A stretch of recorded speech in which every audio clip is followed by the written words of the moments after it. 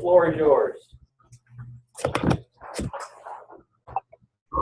Have everybody please rise. Scout attention. Scout salute. All in the pledge of allegiance. Pledge allegiance to the flag of the United States of America, and to the republic for which it stands, one nation, under God. What are you watching? Liberty and justice for all. Thank you.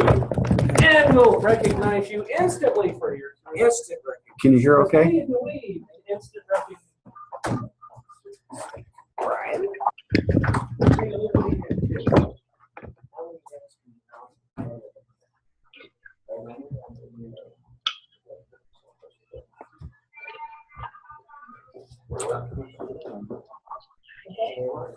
All right, next up we have Mr. Sean Meisner with an invitation.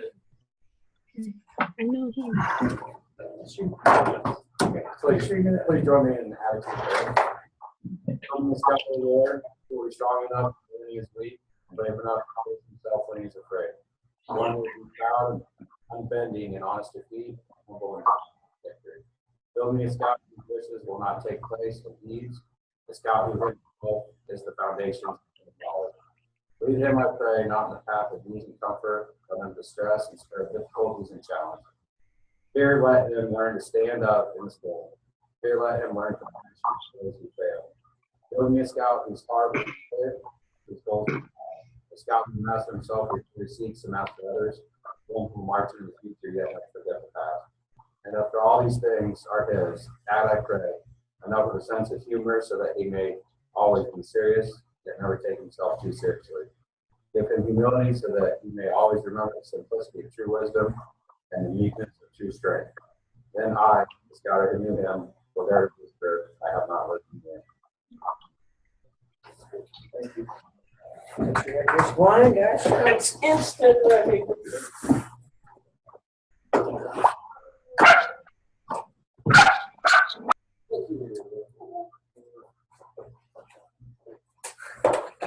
We have people on the web that have joined us today. Can you hear us okay?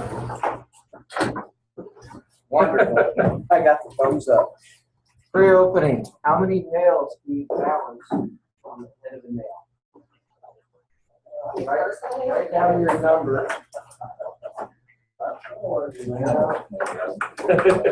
All right, How is it? many nails do you balance on the head of the nail?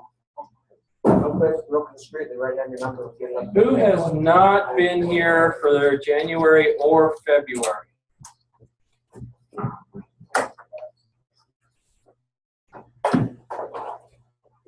Because we believe in instant recognition, we will practice instant recognition.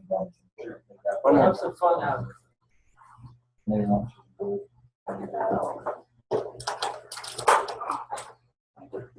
Let's see, Josh, I forget which one of these is pre-opening. The funky one or the would-be? It's the would-be, I think.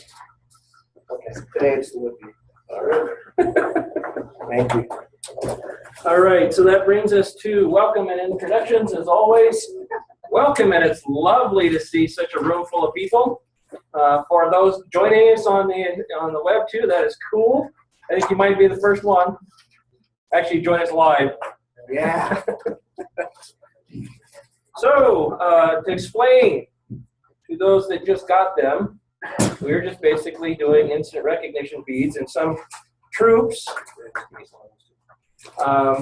packs, units, they make fun of these and just recognize boys for just anything they might be doing, campouts they attend, and so we are practicing that here as well. And so next we have, just because you're here and we're glad, attendance feeds. Also going around is a sign-up sheet. So we know, because for those that haven't hung around yet, we will actually give special recognition at our next district dinner for those that were in attendance. If you have a unit that had somebody there at every roundtable, they'll get a plaque. And if you have a single person that's been to at least 70% of them, they'll get a plaque. And attending live counts too. We'll mail you your bead, right? So, all right, next recognitions. We don't really have a list of people yet, but anybody have birthday this month? No, just kidding. Oh, I mean, at a room. It was last week. Last Well, that's month. close enough. Happy birthday. Happy birthday. Anybody have a son that has a GD goal in the say the last month? Those are always nice. We had a legal court of honor for Mr. Trevor Payne this last week. Trevor. 2 weeks ago. 2 weeks ago. That's the last round. So, way to go, Trevor. Again, we'd like to recognize those. So if you have something that happens during the month that you'd like everybody to know about, share a little joy, send that to me or Josh, and we'd love to let people know about that. So up next is Mr. Earl Lindeman, who's going to do us a 2-minute skill drill. So we'll make some room here so people can see. Thank you. Does everybody have their guesses in?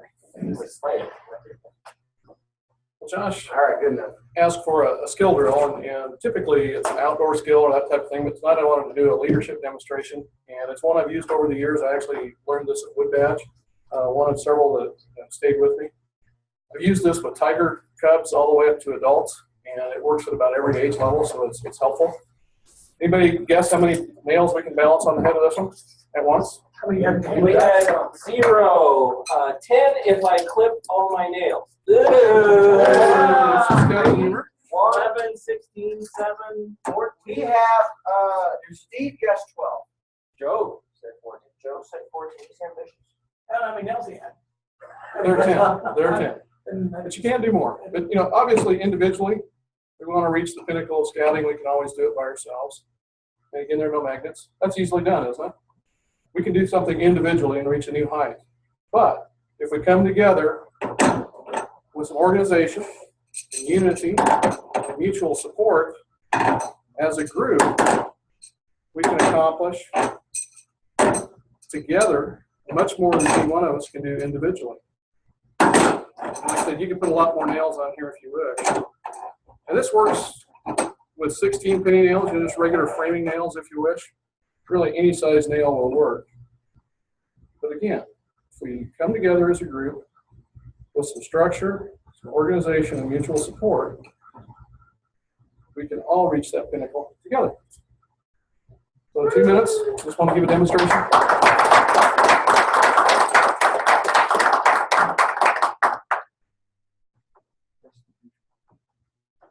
Oh, that's there it is. Instant recognition for our 2-minute skill drill. Wow, fancy. By the way, we have openings for April for both flags and the 2-minute skill drill. So if you're interested in April or future months, please sign up.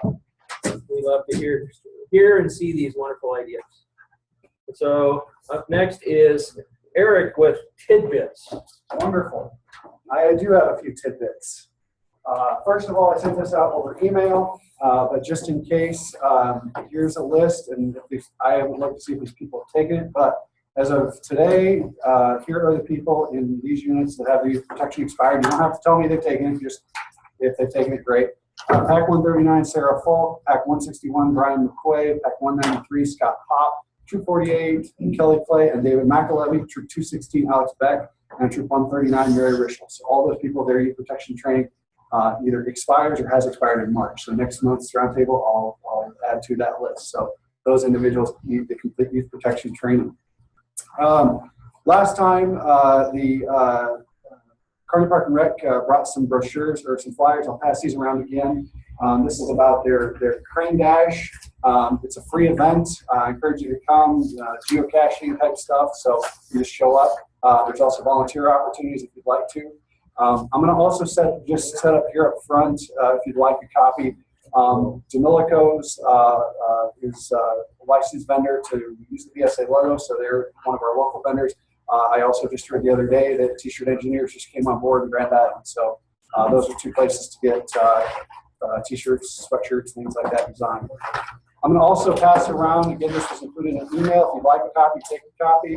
I'm going to leave one up here just in case, we're doing a turkey hunt in support of scouting, so if you'd like a copy, you can take one. Otherwise, again, that came out over email. That's all I got. I sent out our email, so I didn't think everybody necessarily wanted a copy. If you want a copy, take a copy. We also have the Popcorn Summit coming up on Sunday, April 19th for popcorn kernels and anybody who wants to attend. So I'll give these to Josh, and if anybody would like a copy of the Popcorn Summit flyer, you can take one. Last thing, actually second to last thing, I have working on a Family Friends of Scouting follow-up letter. I'm just going to send a copy around. You can take a look at it. I sent emails out to all the units that have done presentations so far, and I'd like to get these out next week if we can. So please, take a look at this. All I just really need is the approval of whose names to go at the bottom, so that we make sure that you're successful with your campaign.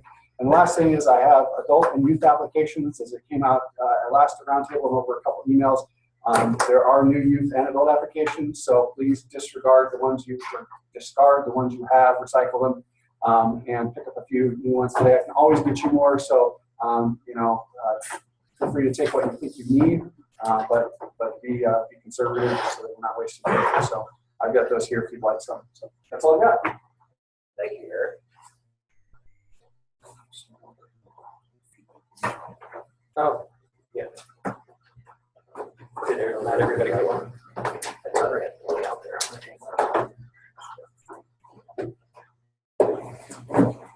Real briefly, these feedback forms, this is the best way that we can try to improve as we go. And so if you don't have one, please let me know. We'll get yours. Fill them out, whether it's good or bad, we'd like to know. And leave them here. I see a lot of people filling them out and then taking a good one. That doesn't help us much. So, thank you. All right. So we are right on schedule, believe it or not. I got to sit down. Wow. Yeah. So first up, we're going to have Josh and a discussion on bullying and hazing. Oh, sorry, I skipped stuff. Sorry, Josh. All right, Scouting Historical Question of the Month. What year was Camp Augustine founded? Try to bring it home a little bit closer here instead of all the national 100-year ago stuff. What year was Camp Augustine founded? Yell it out. And to the winner, we have a book about Camp Augustine written by our own Ward Schrapp.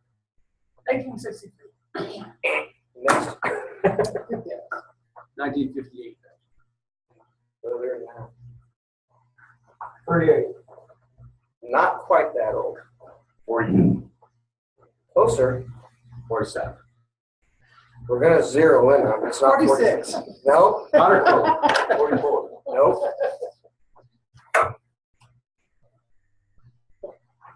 No winner. How many? What's your guess? 1956. 56. So, Mr. Webb Augustine bought down and started Camp Augustine in 1945. That close. Don't worry. This will stick around. We'll have other Camp Augustine questions. So don't worry about that. But I think the reason I do this is fun. It's fun to get some information and share some historical information about scouting because we have such a wonderful past, such a colorful group created scouting, and there's only a few characters in scouting nowadays. So, but it's a lot of fun, and I always think that how do you know where you're headed if you don't know where you came from? So it's important. I think you should understand where scouting started. So study up on your scouting history. Pretty good.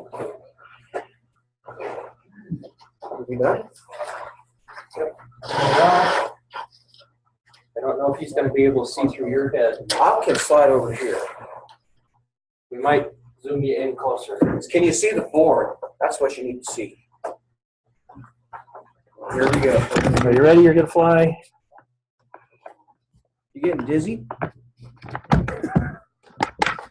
How's the board look on there? That's pretty good. There we go. Let me bring it up.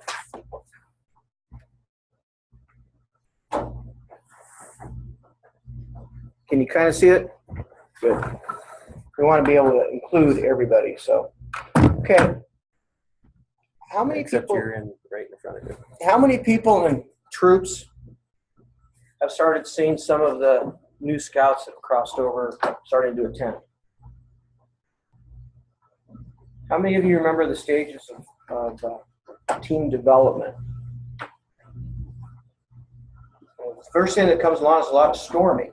And you're going to see that anytime you add new people into a group, the dynamic of that team changes, whether it's a small group, large group, whatever. So as you see new scouts coming in, you're going to see a lot of things happening. So we thought this would be a really good opportunity, and it's been requested to talk about bullying and hazing and how we can help prevent and how we can recognize that inside of the BSA. So I don't mean to stand in front of it, but I'm going to do it for a second. I don't have a clicker. You want a clicker? I need a clicker. Okay, let's see if I can get this thing to play nice. Okay, what is bullying?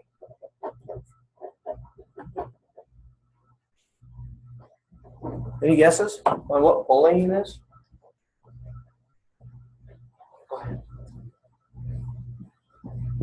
Somebody in a mean-spirited way. Picking on somebody in a mean-spirited way. Okay, that's very true. What else? Verbal or physical intimidation. Verbal or physical intimidation. Okay, what else?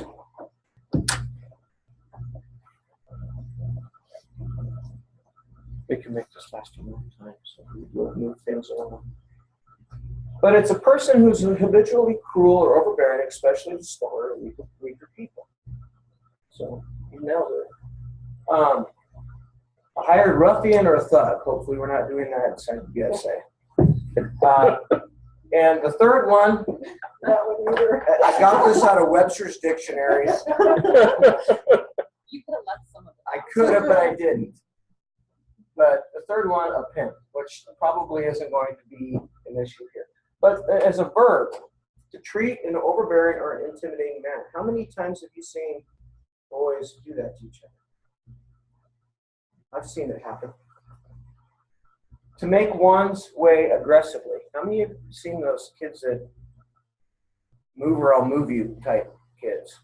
You see that happen, and there's it's when you got these new kids coming in, it's hard to deal with that.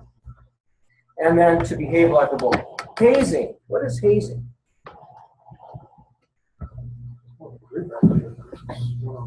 Can be, yeah. Requiring somebody to do something to be a part of an accepted group. Right. Right. Like, think of like fraternities, like hazing things for fraternities. Thank you, sir. May I have another type? Just those kinds of activities. Or racist chants. Or, yeah, that's not cool. Is the practice or rituals and other activities involving harassment, abuse, humiliation as a way of initiating a person in the group. Now, there are initiations that aren't hazing. But this is not acceptable behavior. All right? Now, what's the BSA's position on this? Zero tolerance. Bullying is hazing in the BSA's eyes, and both of them are strictly forbidden. So what is bullying? When you talk about bullying, you hit on that a little bit. Bullying is a societal problem. It's a sickness. It's an illness that we have to deal with. And it's a negative impact on the target. We don't use the word victim. Why would that be?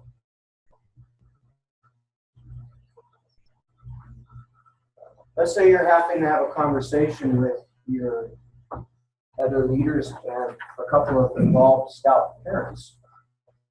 That term victim sure makes it sound what's the word? So the term, by calling it a victim, almost is a little bit, it's putting them down. But to say they're a target of the bullying would be a more acceptable way to say that. It's not a phase. It's not a game. It's not an isolation. They don't grow out of that. I'm sorry. I'm just walking around talking. Actually, apparently Eric is using the webcam on the computer. Is it? All right. Again, all forms of bullying and hazing are strictly prohibited. It is a violation of the Scott-Wilson law. Forms of bullying. So Josh, if you would come up just on the edge of your, there you go. Now you're part of the show. Okay. Yeah, we got a thumbs up now. Love the communication. Verbal name calling. Geez, what kind of names would you hear? I mean, other than swear words, very negative. But what kind of other names would you? Stupid. What else? Baby. Huh? Weak one. Yeah, I mean anything that would newbie. Anything that would single them out and make them feel inferior. What about social? Social. You ever hear kids spread rumors about each other inside of scouting? I have. I mean, part of it's being that age, but you know what's frustrating is sometimes you hear adults do the same things, and that's a whole nother game when you have to start dealing with that. But the steps are the same. It just has to be done differently. You ever see kids getting left out? Not being, nobody wants to be the last one. I was always the last one to pick to play basketball. Sorry, Josh. Who'd have thunk it? But, you know, and it wasn't because, and they're all like, we like you, Josh. You just can't play basketball. You're hurting now. Exactly. My legs aren't as long as others. But sometimes kids just don't get picked because, because they were selected to be out by the end person. And yeah, and that's hard. You'll see them step in and break up friendships because we want you to be with us, but we don't like your friend. And a lot of times when you see new boys coming in, especially in scout units, and packs, you kind of get the same age group. They come in. A lot of them know each other already from school. Sometimes that's a problem because you'll have some existing drama that is between them during the school. And they bring it to scouts. Hopefully it's easy to overcome. And Boy Scouting, you'll see a lot of, you got a kid that's, last year he just crossed over. Now he's a first class or second class scout. And he's kind of picking who's going to be his friend, but we don't like this guy. Or you'll see that happening. And that's a hard thing to do. Obviously physical, which needs to be dealt with immediately. Group, intimidating, ostracizing. Criminal. Hopefully we never have to deal with that. And then cyberbullying. Who knows what cyberbullying is?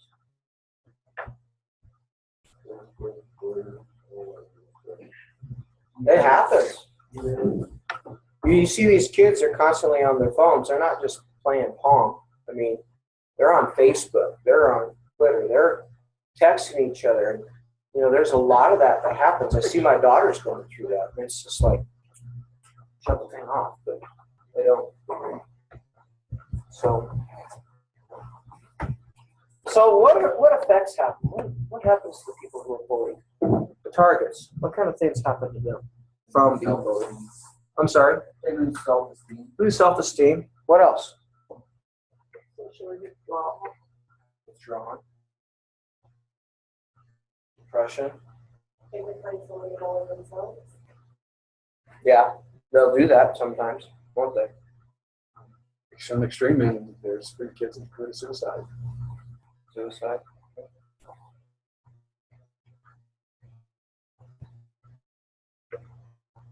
More likely to have health complaints. How many times you hear kids constantly, I don't feel good when I go home.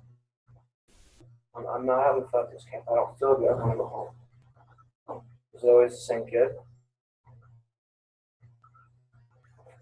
Their grades go down. More likely to skip or drop out of school. And are more likely to retaliate through extremely violent measures. We've seen some very, very sad examples of that in the last few years, haven't we? We've seen some horrific things happen when kids are bullied.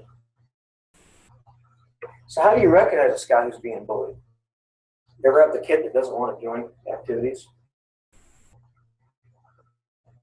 The one that just always sets out, I want to do it. I sit back inside and watch.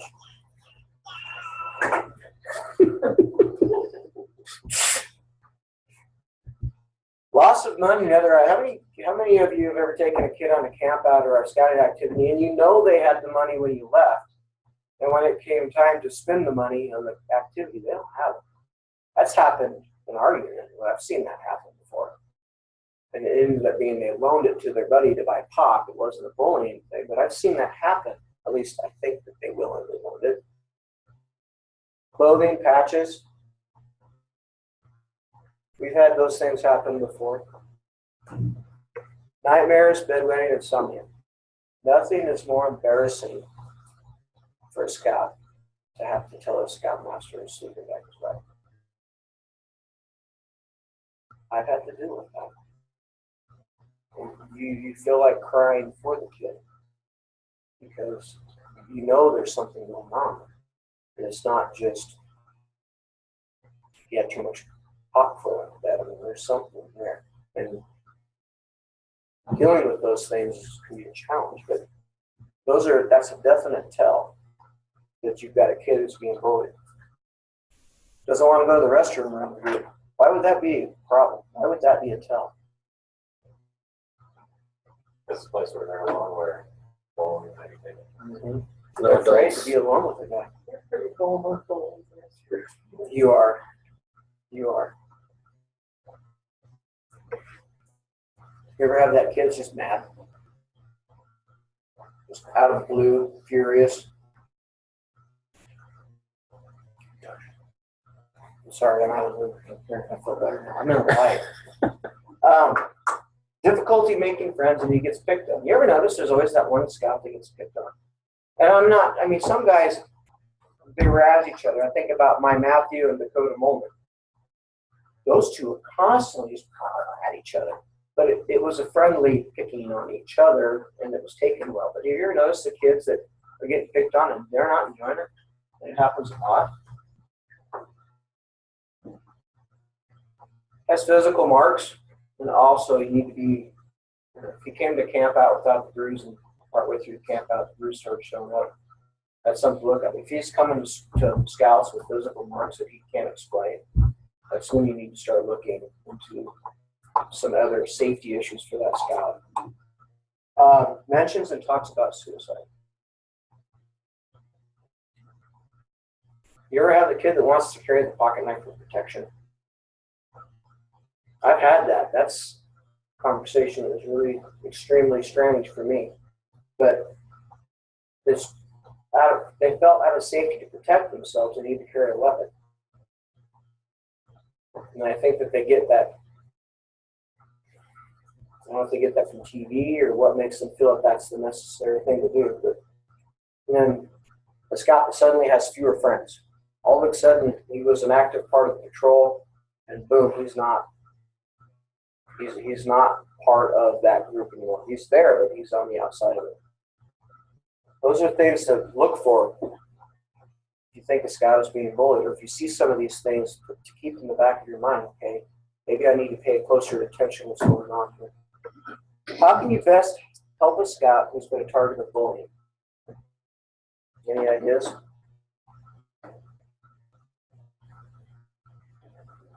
You plan activities where the boys, where you're mixing them up a little bit. So it's not always the same crowd that's hanging together. Gives them opportunity to do this. Change the group. What else? Socialize. Let them know that they are going to go wrong. Okay. That it's okay to come and tell you. Okay. What's some things you shouldn't do?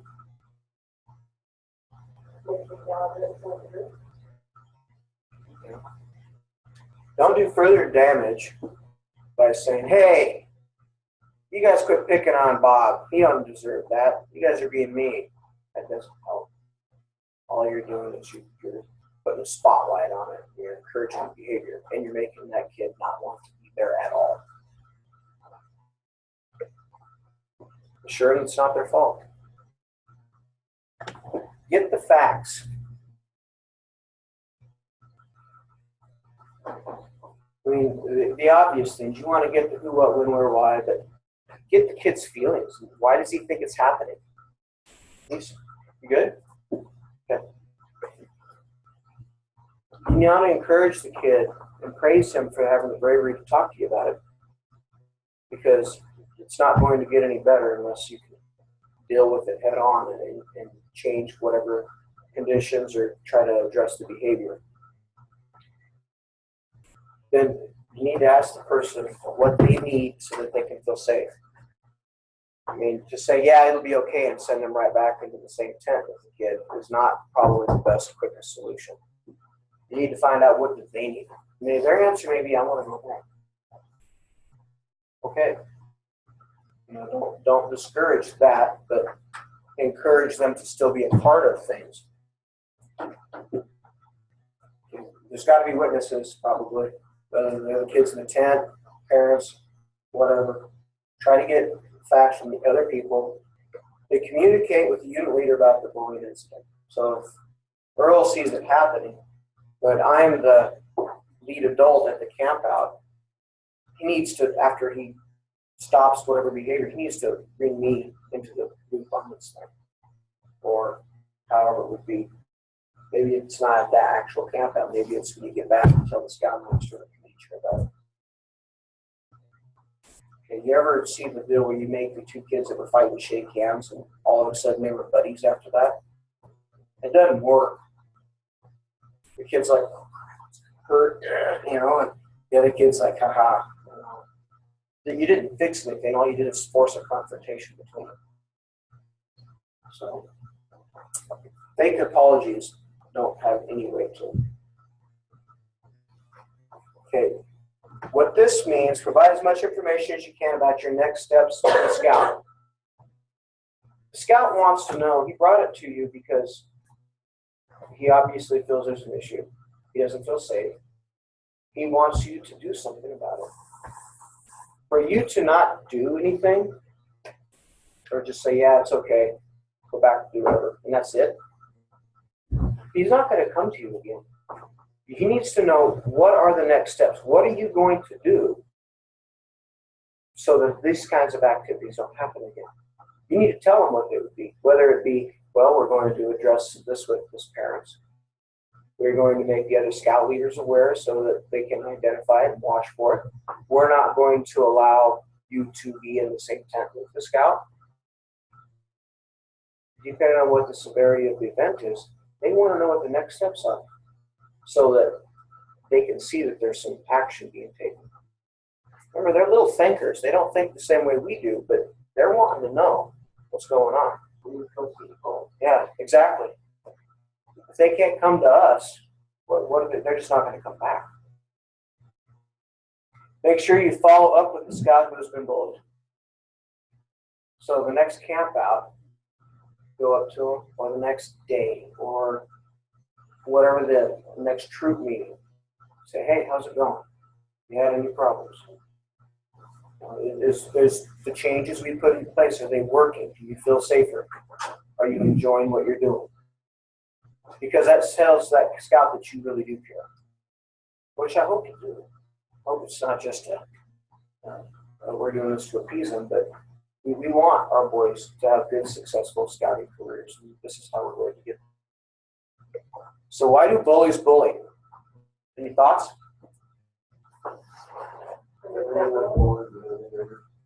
They've been bullied. Maybe they come from an abusive home. What else? Jealousy. Okay. Any other thoughts? because they see others doing it. And typically that comes from older siblings, you know, and all the stuff that when I put this together, I didn't just write this. This is all been lifted from other BSA materials, and I've done a lot of reading and condensed it to this. But they see other kids doing that, whether it be older siblings, parents, maybe it's other scouts. Maybe they were, like somebody said, maybe they were bullied by an older scout before. Because it's what you do if you want to hang out with the right crowd. You want to impress somebody. Because it makes me feel stronger, smarter, or better than the person I'm bullying. So they have some confidence issues they're trying to overcome maybe. And they're doing that by making them feel better than the person next to them, by putting the other person down. That's pretty common. Because it's one of the best ways to keep others from bullying me. Maybe they feel intimidated, so they got that Jack Russell mentality. They don't know they're only 11 pounds, so they take on the 100-pound lab, and then the lab backs down because they don't want to be bullied themselves. They feel small and they feel threatened some way, so they pick on other people. How do you identify the bully in the crowd? Gets into physical, verbal fights with others. Do you always have that same kid in your unit you're always in the middle of everything? Whether it's a argument, a scrap, whatever. You have the same kid, typically, that's in the middle of it. We had two that were constantly back and forth. But you ever notice that? Manipulating others to do his bidding. Yeah, you put up the tent, I'll sit here and make sure this chair sits still. It's okay. You ever see that happen? Has extra money, badges, patches, emblems, stuff that maybe they shouldn't have. Might be in trouble a lot. Is quick to blame other people. Will not accept responsibility for his own actions. It was Kreppel's fault. That's why it's this way. You're right. Does this sound like any of the scouts that you know in your units? Hopefully you don't have any bullies, but chances are you have some that have some tendencies to do those things. Has friends that bully other people. The kid that desires to always be the best, wants to be the fastest, wants to be the strongest, wants to hike the furthest or whatever. And he may have been a past target of bullying or abuse. What are the long-term effects of being a bully? How many of you in school, how many of you looked at those bullies, the ones that are constantly putting other people down, and thought, well, they'll be in prison someday? I'm being serious. I'm not trying to. We had one in our school, and I always told everybody, and I told him, which is not the smartest thing, he'll be in prison someday. You know what? I was right. And I felt horrible for saying it, but I was right. The guy was in prison. They have a higher risk for abusing drugs or alcohol. They're more likely to get into fights, vandalize property, or drop out of school. More likely to engage in sexual activity at an early age. More likely to have a juvenile criminal record. And 60% of boys who bully in the middle school have criminal records by the age of 24 and more likely to be abusive to girlfriends, wives, and people with disabilities. So here's the trick. Instead of scouting, we want to be able to help these kids grow past this. We want them to be able to be productive parts of society. We want them to be able to come to troop meetings and campouts and be an active, growing part of our unit. But in order to do that, you have to stop the behavior, and you have to help that kid overcome that. So how do you stop the behavior? Any thoughts? Any input?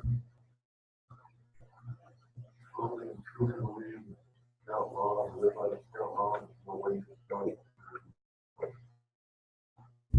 Yep, reinforce the 12 points of the scout law. What else?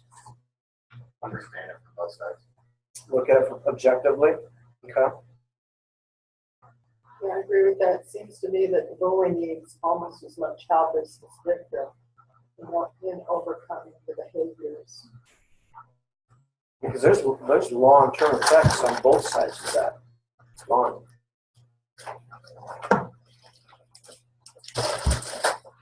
What the scouts recommend is raise the cost of bullying behavior, and to help the scout consider alternatives to their behavior through consequences that are inevitable, consistent, non-hostile, and you step across that line, there's a consequence. It's going to be the same every time. I mean, it's consistent. If you do this, you go home. You don't get to be a part of this. It's non-hostile. I mean, obviously, it's like teaching your child not to yell by yelling at them. You can't be a bully to a bully. You're not going to send any clear message there. But it has to be something that, I mean, it's got some bite to it. It can't be just a chewing out, because they probably get enough of that. It needs to be a calm, well, you did this, so now this is the consequence that we told you was going to happen. And every time they do it, the consequence has to get worse. Well, we told you you had to sit down for a while. Well, now you have to sit next to the scoutmaster by the campfire for the rest of the day. Now you have to go home. And we'll have to have a parent come with the next camp out.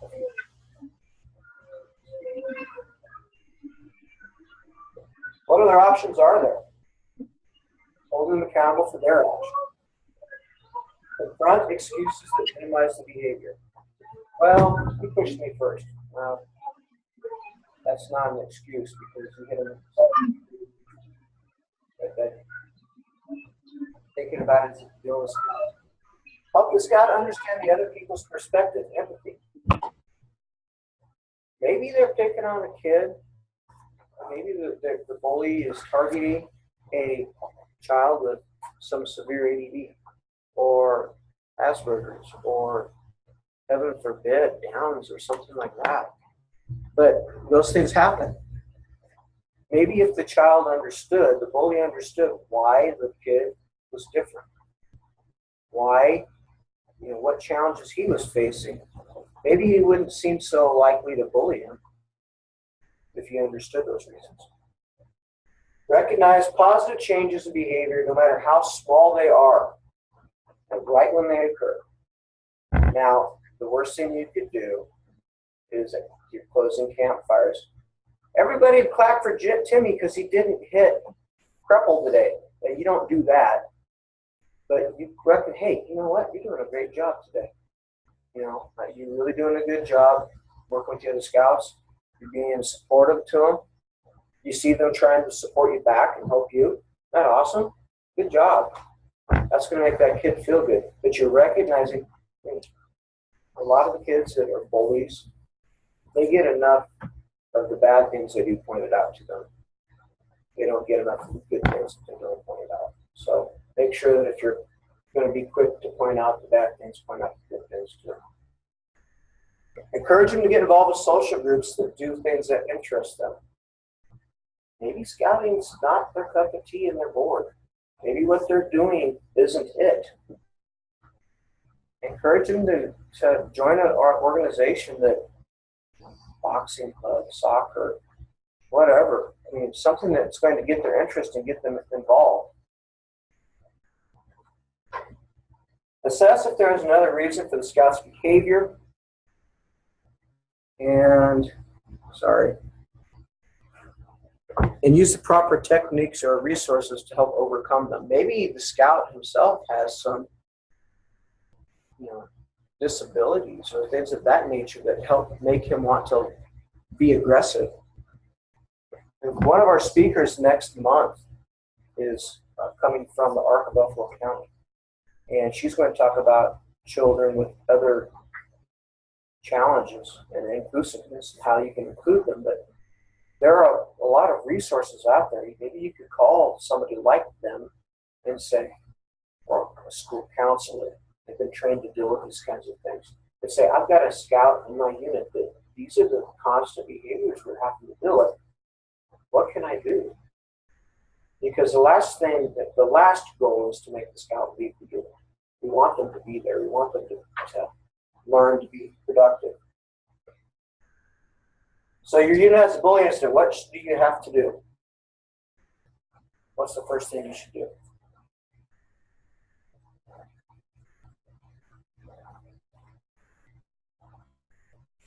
Behavior, make Stop. sure you don't down. Save. Okay. What's some of the first contacts you need to make?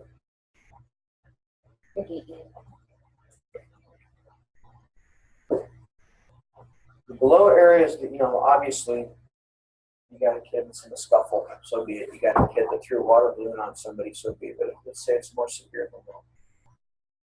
They need to be reported to the Council Scout Executive for immediate action if any threats or usage of weapon, any behavior associated with race, religion, sexual identity, orientation, or disability.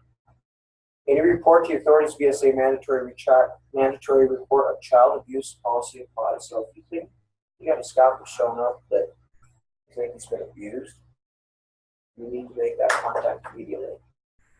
Any abuse of child that meets or exceeds state reporting mandate for bullying or harassment. And I don't know how you determine what that is, so I would say err on the side of caution. And any concerns or threat of suicide. If you have a kid that says that, you need to take them seriously. Is there any reporting that needs to be done? You can read that within soldier intelligence.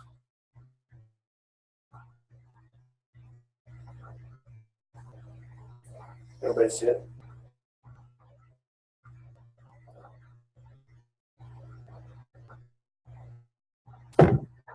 Done? Everybody read it? Done. So how can we as leaders be prepared? Create and share a unit action plan that follows these steps. Stop the abuse, bullying, and or policy violation. Protect the scout or youth. Summon the assistance needed from other leaders, authorities, etc. Take corrective action. Notify a scout executive when warranted. Check back with the targeted youth to ensure the problem behavior is stopped. What if the bullying doesn't stop? Scouting is supposed to be a safe haven, and it's our responsibility as leaders inside of those units to make sure it is such. With the aid of other adults, leaders inside of your unit, or district, or council, address that with the bullies, parents, or guardians. And I would definitely suggest having more than one person with you on that conversation. If the scout's behavior doesn't improve, they must be removed from the unit. Because if they are making it not a safe haven, that's the problem. They can't fix. And if it's an adult who's the bully, work directly with your charter organization rep or your scout executive to aid you in removal of that person. I've had to deal with that. I didn't have to have them removed, but I had a adult leader, one of my assistant scoutmasters. He had a kid that, for whatever reason, they just didn't see eye to eye. And I finally called him out on it and just basically pulled him out the system. Do you recognize what you're doing? And because I do, and he does, and there's other people that do. Why? What's the issue? And I believe that he didn't maybe see eye to eye with the kid, but he didn't recognize he was doing it. But I told him that if he can't be that way, and if he continues to be that way, he can't be involved with our unit. Because it was hard because he's a friend of mine. But the safety of the kids comes first. And the other incident that we had with bullying, that I actually had a scout lead, they call it a 5-star. you hear this whap, and the kids would howl, and a couple kids would laugh, and one kid would be really upset, and he'd have a right handprint on him. And it was some initiation thing that the boys were doing. And I'm like, what happened? Well, the kid didn't want to tell me because he was embarrassed. And finally, I said, no, because you obviously don't like this, and it's not acceptable. So found out what happened, and I talked with the scout and his guardian, and I said, this doesn't happen again. It cannot happen again. And there's just no excuse for it. You knew it was wrong and you did it. And if it continues to happen, we don't have room for you in our unit. And that he just decided not to come back. So just, we have to look out for the safety of the scouts. So I put this together through several different resources in scouting. If anybody would like a copy of that to take to their units, maybe have during the Scoutmaster parent meeting, I'm happy to email it to you. Other than that, is there any questions or comments? I just wanted to make one comment. I think that bullying can be between adults as well. Oh, yes. You know, and I think those still need to be addressed in the same way. Some of it might be because, you know, you can possibly look at somebody's maybe just a little more old school, because we've come a long way in scouting as far as even just like women being involved, where maybe they weren't always welcome so many years ago. And so some of it is just bringing people into the 21st century as far as, you know, the way programs operate today and education, you know. Yeah. So, but I still think a lot of times you have to be aware of conflict within a unit and between adults as well. Very much so, you're right. Very much. Anybody else? This wasn't really I was hoping it'd be more of a conversation, but I think we were more in a listening mood today, which I hope I shared some good information with you. Just be aware, look for those tells inside of your units, and be sure that we're making scouting a safe haven for everybody. That's the conclusion of mine. All right, as I'm getting set up here, we are rapidly chewing through our time. Josh likes to talk. I noticed that there was no topics on the board for Hot Topic, but before I chew through all that time, are there some topics of general nature that we want to bring up and discuss with the group during that time, the hot topic where you just bring anything up? Like announcements. Well, we might be able to have some time for that, but hot topics by the means of, well, I've got a boy doing this, or I've got a problem in my unit, or how do I handle that? Those kind of hot topics. Okay, so I'll save some time for an announcement. And then we'll jump into this. Let's see if I can get myself on the video for Joe. This is going to be the quick version. These slides, and that is that big stack there, Josh. Big stack. The tall slide. Yes, give one of those to everybody. Have a copy of this. If you want this particular slideshow, I did modify it a little bit, but the bulk of it is available on scouting.org/program updates. And they've got a bunch of these. That's where I got a lot of this information and attendance. They've got national leaders going through all of this. If you want to listen to them, they've got specific ones for the den leaders, specific ones for Cub Masters. And so if you want that information, you can just click on it and watch it. I think they're all about 45 minutes or so as you go through. So I'm going to do a really quick version of this. And if you have questions, please slow me down, because I'm just going to go 100 miles an hour here. So this is what we hope. Well, it seems like we're chopping off the edge of this. No, it's just the way it is. All right. So we're going to talk about why we were doing these changes, what happened in the evaluation of the current program that says we need some change, what's going to happen, and what the resources that you're going to have available to you as you go on. Just to give you a preview, the new program for Cub Scouts starts June 1, and so this is coming in a hurry as we go along. So what's the precedent for change? In my church, I'm a Lutheran, and sorry. Well, this is that. There's no text on that. It's a picture. We're going to be in the dark though if we turn off the light. Yeah, really bad. Oh, yeah. So the stuff that's really important is going to be on the slides in between. So this is a picture of somebody in a tent camping. But the joke is that I'm a Lutheran, so we hate change. Well, people that hate change in general, and Cub Scouting and Scouting is the same way. We are really cropping this. There's something. I'm going to cycle through, see if I can get this to look the right way here. I think it had a cow when we switched computers. Okay, now let's go back.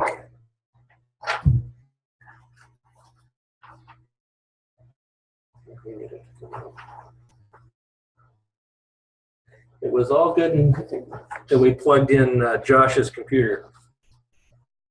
The other choice is to turn off the printer. So I'm going to keep going on this a little bit as we go along. What are some of the changes that Cub Scouting has seen over the years? Tigers wear blue shirts.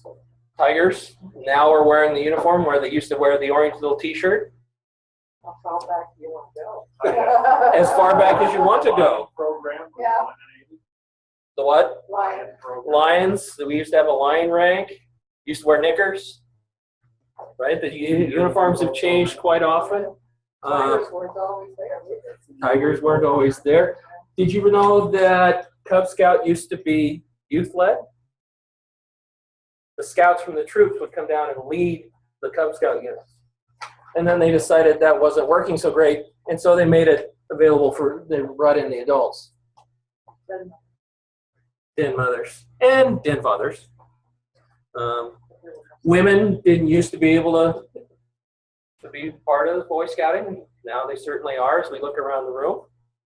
Okay. Joe can't see this, but you guys can, so I'm going to keep going to the next slide until the projector warms down.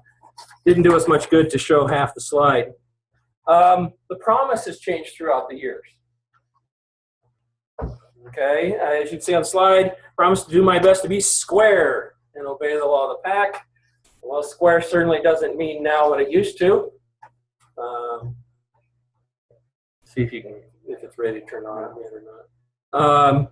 Then we added duty to God in the 50s, about the same time we added to the Pledge of Allegiance. In the 70s, we got pretty much our current Cub Scout. And then in the new program, all the units, the Cubs, the Scouts, the Ventures, the Varsity, they're all going to have the same Scout oath in the law. And so it's just, in many ways, it's going to be just like our Pledge of Allegiance. You may not be able to get it right as a kindergartner, but you're going to keep learning it and get better at it until it becomes second nature by the time you become a Scout. Okay. It's probably ready to turn back on here. Let's see if we can get this one. Go, and then Joe can see what we're talking about. He's patient.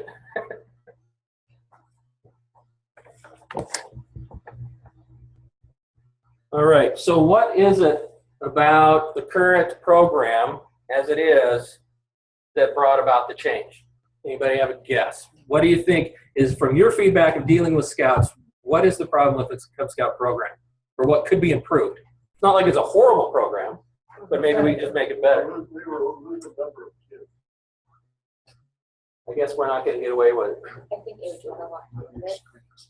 Yeah, no, it usually resets it when it hooks up to that. So I think it was difficult for parents coming in to grasp because it was different based on whatever level that your youth was going to. There's no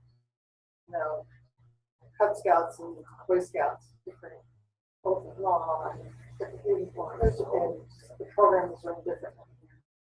Or even just entire Cubs back when it first started, it was run differently. It was just a lot for volunteers and parents to grasp. And I think now the newer program is going to simplify that. You killed my projector, Josh.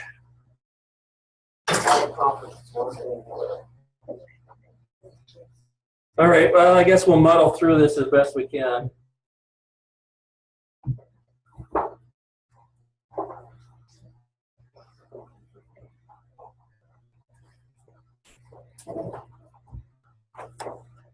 All right. So some of the things that that came out as we were going to change, we want this to be a fun program, dynamic. Kids are going to get excited. They're going to have fun to be there. If they're not having fun, they're going to disappear. You're not going to have the boys involved in the program. And we want them to reflect the ideals of the Cub Scouting program and scouting in general. And there was a feeling that the current Cub Scout program, by the different iterations and layers, had started to drift away from that. And so their task force, 75 different volunteers from across, including religious, their aquatics task force and the program committees got together and said, what can we do to improve this program? What they found, in half the slides, but you've got them, so I guess that's helpful. They found that the program had become rather passive. We're going to sit in the classroom. We're going to do these activities. We're going to do all the programs. They just spent 6-7 hours in school. They don't need another hour or two of that at night. What fun is that? I mean, why do boys want to be in scouting? We want to go outdoors. We want to do things. We want to shoot BB guns. We want to go fishing. We want to go hiking. We want to go camping. Right? It's great if we can learn something as we go along the way. Also, for the leaders, boy, it was sometimes hard being a leader in the pack, wasn't it? Oh, well, I need the songbook, and I need the sketchbook, and I need the resource book. All of a sudden, you needed to have, a dozen books to be an effective leader, and that's not a very effective way to do that and keep people involved. If you need to know that many different things to be a good leader, that's a lot of work. I mean, the joke is it's an hour a week or an hour a month, right? No. Okay. And so they're finding the youth handbooks could have been better as well to give them all the different information that they need. Look at how often they do activities and make sure that everything that we're doing, the learning activities, are supporting the aims of scouting. Got this long list of the aims of scouting. But if your program doesn't go to that, what good is it? All right. And so one of the big ones, we've got our character development, our 12 core values that we want in there. And our program should reflect that, should build towards that. If we've got things in there that aren't building the character or leading to a core value, it's just extraneous. It's stuff that we don't need in there. And so why don't we modify the program so that we can improve that? All right. So certainly citizenship is huge in scouting. But there was the feeling in this task force that we had become so focused on a national citizenship ideal that we forgot about local service and civic responsibility. And so they want to bring that back into there. And one of the biggest things that we have right now in the nation, we've got an obesity epidemic, and it's trickling down into all the youth. And so we need a greater focus on personal fitness and wellness. Teach these kids how to eat and to play and exercise and have a healthy relationship with food and video games and all the other stuff they want to do, and not allow one to start taking over. So nutrition wasn't really a big deal in the old program. Maybe it needs to be in the new one. Okay? So their conclusion, we need to update the program. And so that's everything that we have to do. So what are these changes going to look like? Well, here's our desired outcomes. Character development, participatory citizenship, personal fitness, outdoor skills and awareness, and leadership. For those in scouting, those are, in the Boy Scouts, those are very familiar. And so perhaps our Cub Scouting program needs to start building to those so that these boys are ready for scouting and build these character traits as we go along. And you can see there's lots of different pieces that lead to this. And I'll let you read through these about the slides. So we approach and start doing a redesign. Now, den-based, I mean, in our current program, where was all the learning? Or what was the design? Home. Where does it really happen? In the dens. I mean, to be honest, that's where it all happened, and a lot of this wasn't happening at home. So why not design the program to be that way? To base the learning in the dens, to let the leaders work with the boys. We'll go on. Okay, so to advance as a tiger, what do you have to do? 15 achievements, you got 3 strings of beads, you got a bunch of electives, you got a recognition. Okay, now what do you do as wolf? Something completely different. Now, granted, the wolf and the bear are pretty similar, but, and then when we go to Webelos, something completely different. So we're asking our leaders in the course of 4 years with their boys to learn 3 different advancement systems. Why not simplify that and make it the same for everybody, but still allow for growth? Add fun, add action, get them moving. I mean, this is a personal opinion on the side, but I think one of our biggest problems with schools, and they say, oh, boys have such a problem behaving in school. Well, it's because you got rid of the recesses. You don't let them move around anymore. Well, why have a cup program that doesn't let them move around either? And so bring in the fun and action as you go along there too. And the one that we can't see on there right here is, again, make it align with the mission and aims of scouting. And so that's what's going to lead our program design.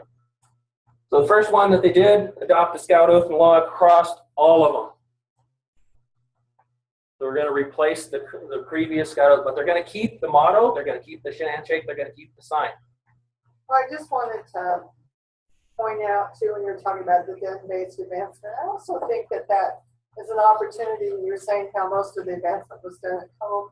I think by focusing it more in the den, and you also give the parents an opportunity to become more involved if they participate in some of the activities that maybe before they just kind of left it to the den leaders. Yeah, I definitely agree, but I think the problem was is that the old program was designed to be at home, and it was actually happening in the dens. And so why not just design it to be in the dens? And I think you're right. Maybe we can bring the parents in that way too. Again, as I mentioned this already, Scout Oath and Law, it's just, they conclude it's never too early to start learning this, right as a tiger. Now, we're not going to expect them to recite without a hitch, get all the words right, all the pronunciations right for the Scout Oath and Law. Because as you look, and it's one of the handouts I have, I actually have a list of all of the requirements for all the levels. And it says, know the Scout Oath and Law with help. And so you can coach them through that. And then the next level, they have to be a little bit better. And the next level, they have to be a little bit better. So by the time they get to be scouts, and this is what'd be nice for scout units, they're going to know it. So we got the joining requirements. Well, they're already going to know all of that. This is part of that. Okay? So it's age appropriate. So for all the levels, tiger, wolf, bear, Webelos, and Arrow of Light, you're going to have the same advancement. It's going to be through what's called adventures. Most of the adventures will take about 3 den meetings, including 1 outing, and your pack. And so it roughly takes you 1 month for each one of these. So during a typical school year, you got your 7 months. There's 7 adventures you have to complete, and they're ready to earn their rank and move on. Okay? As we start at low level, and this would be an example for the tigers. It's not Tiger Cup, by the way. We'll get to that in a minute. Tigers. They have 6 of them that they have to do, and then they can choose one. Okay? Eventually, as you get further along, you can see in this one, it'll be the same for the wolf and the bear, but for the Webelos, now all of a sudden there's 5 that they have to do, and then they get to choose 2. And for Arrow of Light, there's 4 they have to do, and there's 3 they have to do. What does that seem very familiar? What's happening? Boy Scout program. Youth start to decide and design their program, and we're leading them that way from the very beginning. Okay? But again, the advancement, it's going to be the same for every level. We don't have a tiger with all the different recognitions. We've got the beads, and then we've got over here bear. We've got some more beads, but then we've got elective arrows after the rank. And then when we get to Webelos, all of a sudden now we're doing pins, and we've got little compasses, and okay, it becomes very difficult to go along. So this is a little bit different for me because it is tiger, wolf, bear, Webelos, and they're going to call that 5th grade. It really is an Arrow of Light den. It's not really a Webelos den anymore. We can have boys that will be able in the new program start as 5th graders, and they don't have to earn the Weebillows rank to get the Aero Boy. You don't have to make them step back and do all the stuff that the boys did the year before. They're doing something different. They're not having the fun with their age group anymore. And so you'll be able to jump right into Aero Light. Do you get Bobcat anymore? Every boy starts with Bobcat. Every boy starts, regardless of where they start, they're going to start with Bobcat. Again, notice the Tiger Cubs is kind of a juvenile look. I mean, that's not very exciting. You got the wolves that are mean and the bears that are mean, and the tiger is. Now we got the tigers that are mean. So they're part of it. They're with the rest of the boys. That's fun. I mean, and so our 1st graders will have a lot more fun with being tigers, not Tiger Cubs. Okay. So as we go along, because I can't read half the screen anymore, and I already mentioned this. If you join in the 5th grade, you don't have to go back and earn Weebillow. Now, there is one advantage. If you join in the 5th grade, you can actually go back and do some of the required elements for Weebillows and count that towards your required elements for the Aero Light. So if you happen to be doing it, you work, but you can just do the ones that are required for Aero Light, and that's fine too. So you can jump in with a unit. And maybe you're just starting 5th grade, the other ones were there all through 4th grade, and you're the new one, well, you're going to do all the same stuff as you go along. So keep them engaged, and Bobcat is still required for every rank. It's got all the same things that you have to do. You have to go through the Cub Scout motto, law, handshake, all of that. And the big thing, of course, is that parent homework, going through all the kind of the safe scouting stuff that you would do anyway. Okay. All right. This may be exciting for some and not so exciting, but the academic and sports program's gone in the new program. But not entirely. What they've done is they've taken all the best parts, all the stuff that goes towards the mission and the goals and the activities of scouting, and incorporated it. And got rid of all the stuff that was just layered on, oh, this will be fun to do this, but it didn't lead towards the advancement or scouting or towards the goals and mission. And so those are gone. One thing that is, what was probably the best thing that they liked about the academic sports program, the outdoors, from the recognition part. What did they love? Belt loops. That's going to be the instant recognition token as we go along. It's all going to be belt loops for the Cubs. And then it will still be pins for the Weebillows. But they did take the fun and bring that forward into the new program. So all of this stuff is gone.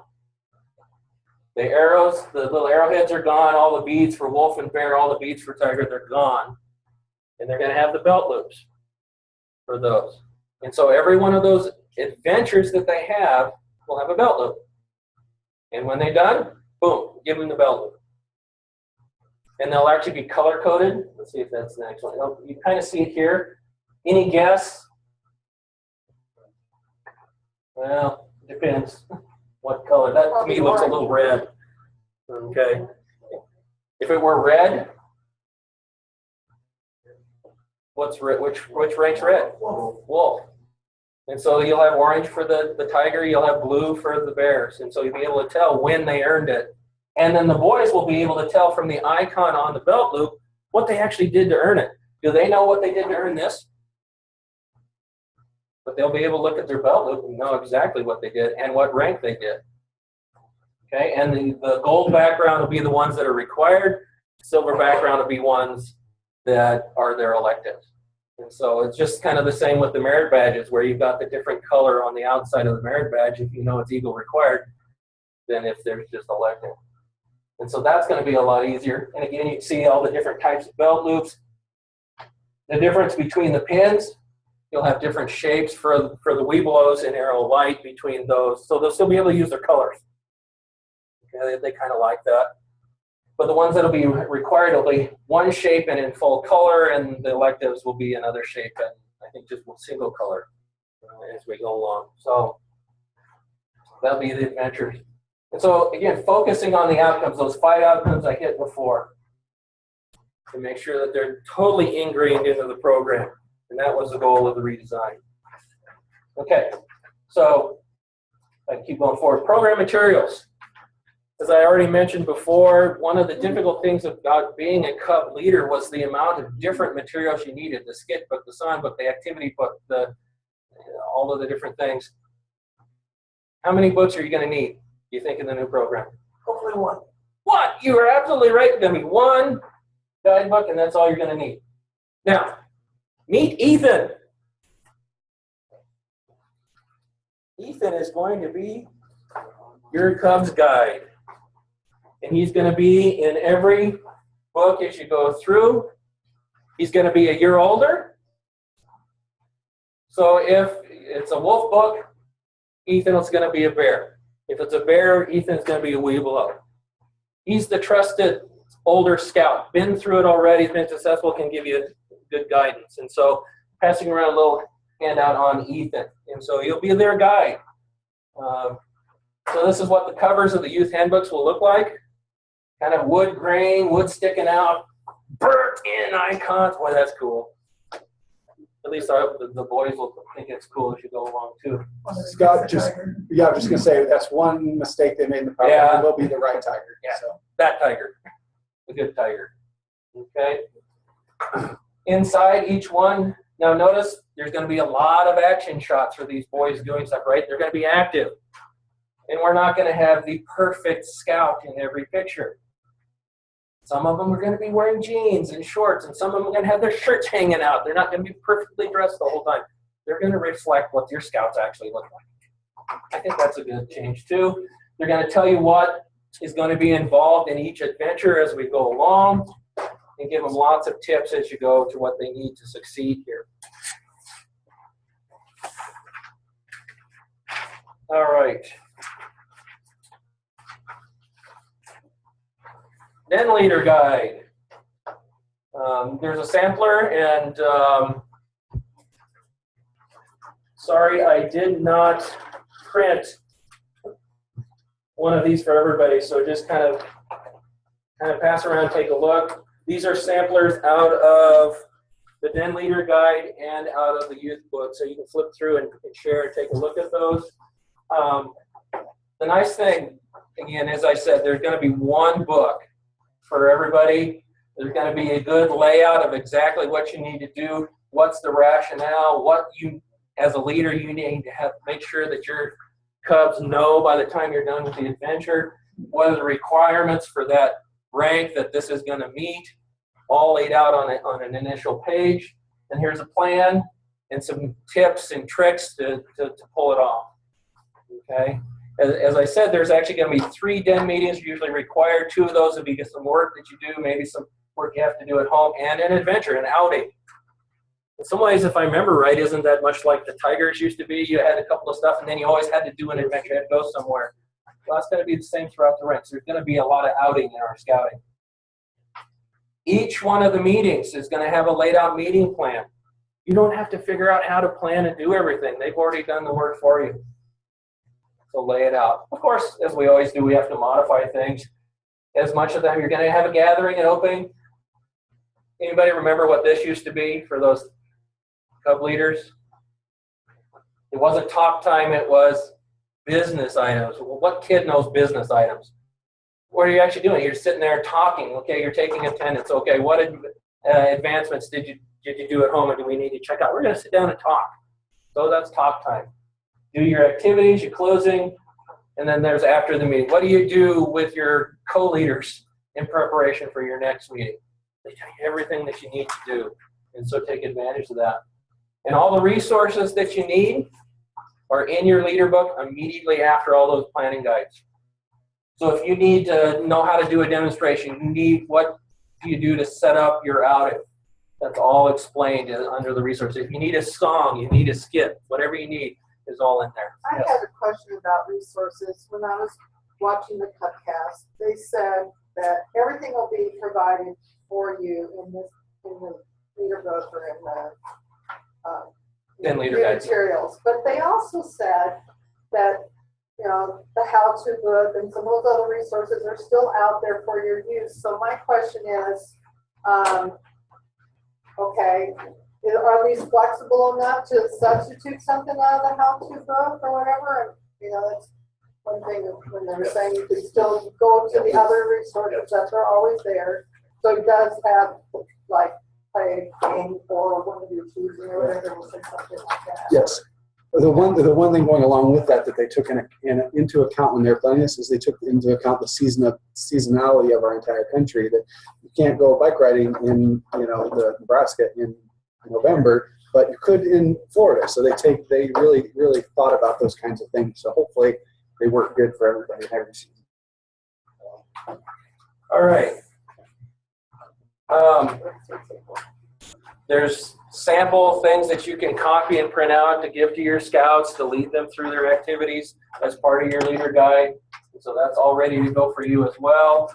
Okay, transition. I got some handouts going around, a couple of different handouts talking about the transition and the material that you can share and look through later. If a boy earns their Webelow badge prior to June 1, they can continue on and work in the current guidelines towards their arrow of light. Okay? If they haven't, that means they just got to transition into the new program, which might be an advantage. If they don't do the Webelows, well, let's just transition to the new one and get the arrow light, rather than have to stick with the old one and have a tougher route from the arrow of light. Or, if they have the Webelow badge, they can transition to the new one. So they've got a choice. The boys and the leader and the parents can choose whether or not, if they are already got the Webelows badge, whether they want to do the old program. They might like the old program. They've done a lot of the work to get most of the way there, so why restart? So there is a choice for the arrow light. Boys joining Scouts after the 31st of May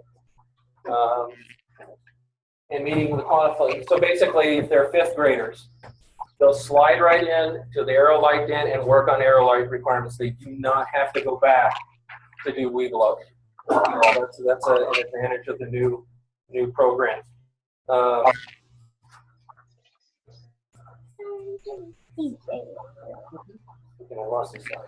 All right. boys joining actually just means as of June 1, like if they join April 25th.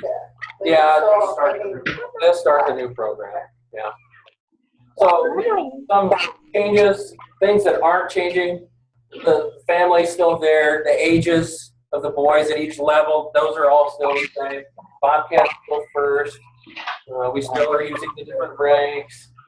Den and pack meeting structure stays the same. Still outdoor program, and the delivery den model is not. But and again, you'll have to pull out your sheet to see the rest of this. Changing to the Scout Oath and Law.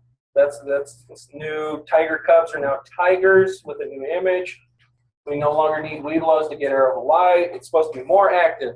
Match the aims and mission better. Simplified advancement and one that's the same at each level. So you're not learning a new method for advancement. Academic and sports programs gone, but woven in. At least the good parts retained. We're getting rid of all of the current kind of immediate recognition to be replaced with the belt loops for each one of the adventures. So that'll be new. And there's only going to be one den leader guide for each year. All the Webelows and arrow light is combined as they were before. Again, living the ideals. This is a slight change.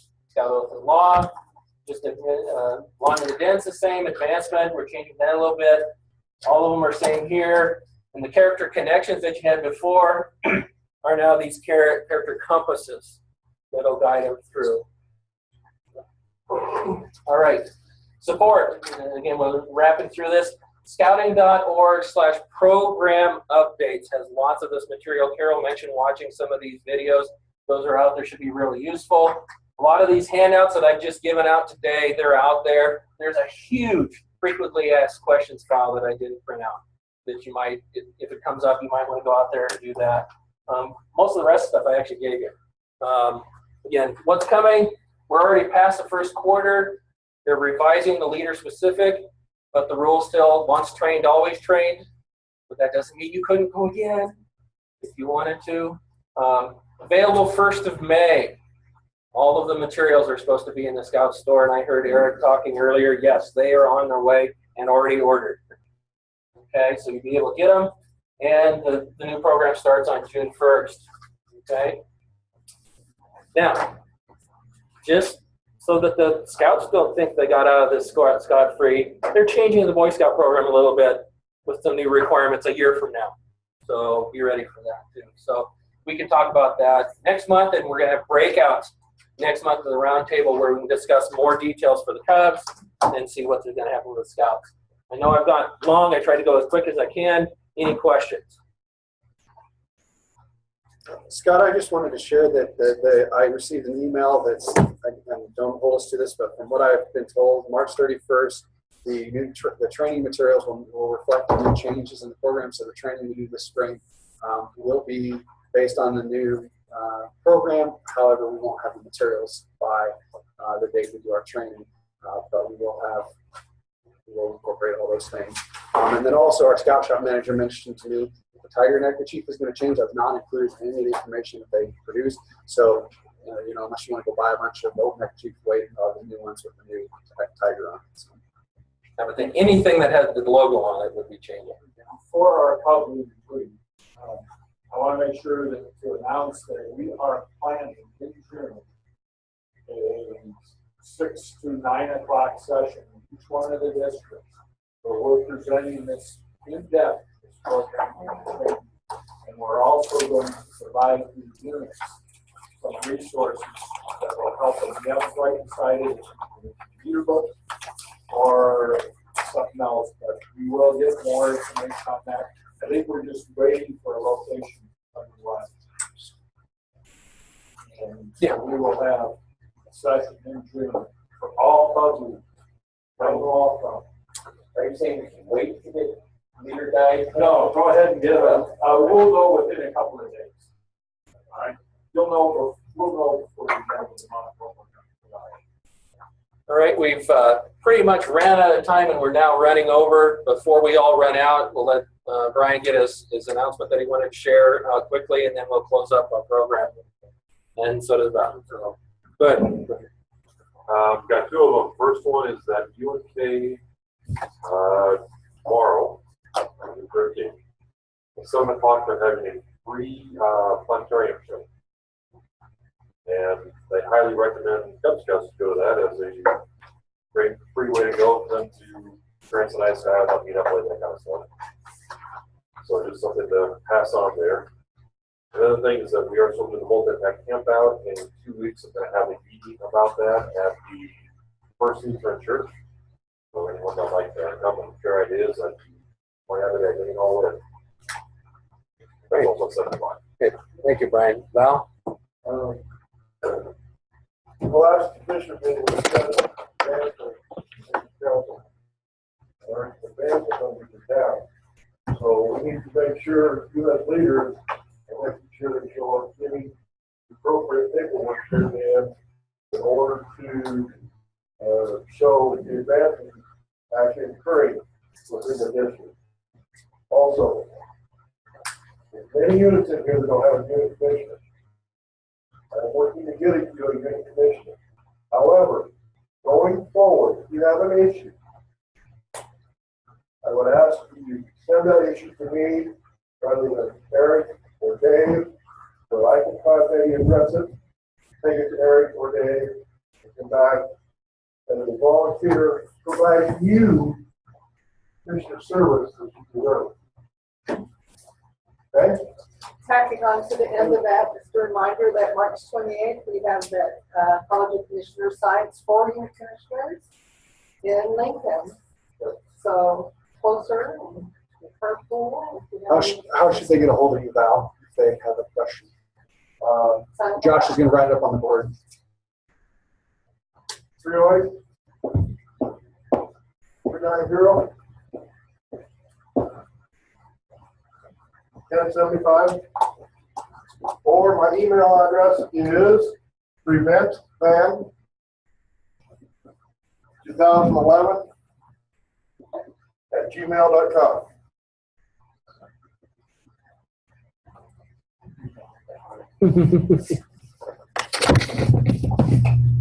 Also, you'll be getting an email from me, Teresa Reeder. If you don't know her, she's a former scouting volunteer. Our son's an Eagle Scout. Her husband just took over Cub Master Pack 68.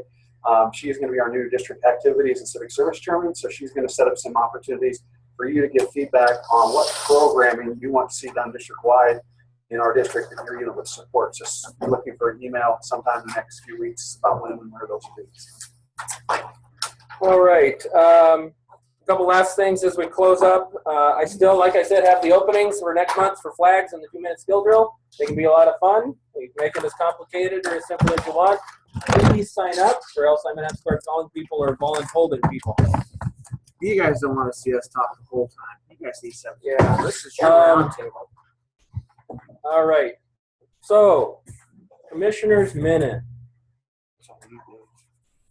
All right. This one may seem familiar. Let's see. One day, a boy was playing along the bank of a river that flowed through the city. Unfortunately, he fell in and was quickly caught in the current, spinning away downstream, screaming for help. Many people stopped along the bank, watching the boy in trouble, but not able or not willing to go in after him. At just that time, a man was crossing a bridge over the river on his way home after a very hard day at work and heard the commotion. He looked over the side of the bridge and saw the boy flailing his arms weakly. Immediately, he dropped his lunchbox, tore off his shoes, and jumped over the edge into the cold water below. Having earned the swimming and life-saving merit badge in Scouts, he caught the little boy and pulled him to shore. As he dragged the spluttering boy onto the ground, he finally recognized him. It was his own son. This man was only thinking of helping someone in need. It didn't matter to him who it was. He was just prepared to help. That is how often it goes. When you set out to help others, it often helps you more than it can imagine. All right. Thank you. See you next month. There is a lot of Scout shop items about the room. I encourage you to take a look at them. It's really grateful that you take the time to bring those to us. Thank you.